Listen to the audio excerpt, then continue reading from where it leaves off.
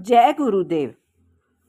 कल हमने चर्चा करी थी कि ईश्वर जीव को अपनाकर जब अपने स्वरूप का दान करते हैं तभी जीव पूर्ण होता है।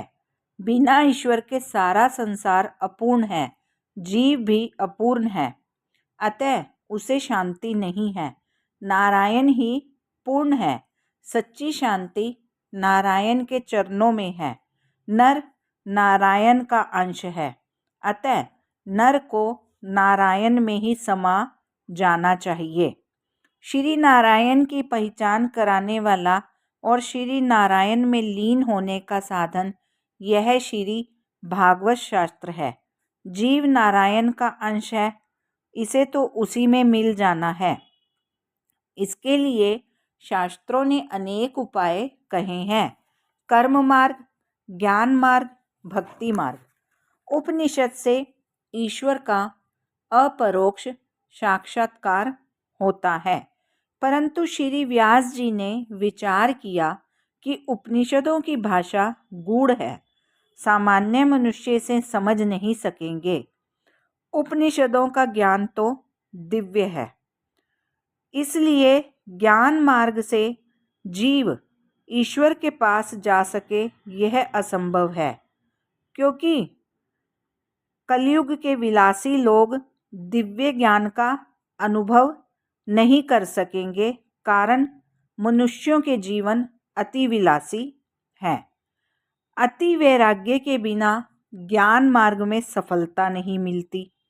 ज्ञान की बुनियाद ही वैराग्य है। ऐसा अति वैराग्य प्राप्त करना साधारण मनुष्य के बस की बात नहीं है। श्री सुखदेव जी महाराज को ऐसा अति वैराग्य प्राप्त हुआ था। जन्म होते ही उन्होंने वन की ओर पलायन किया था और पिताजी से कहा था, आप पिता नहीं हैं और मैं पुत्र नहीं हूँ। वेद त्याग का उपदेश करते हैं। शास्त्र सब कुछ छोड़ने को कहते हैं। शास्त्र कहते हैं काम छोड़ो, क्रोध छोड़ो, परंतु मनुष्य कुछ भी छोड़ नहीं सकता। जो साधारण पान सुपारी भी नहीं छोड़ सकते हैं, वे काम, क्रोध, लोभ किस प्रकार छोड़ेंगे? वे घर का त्याग किस प्रकार करेंगे?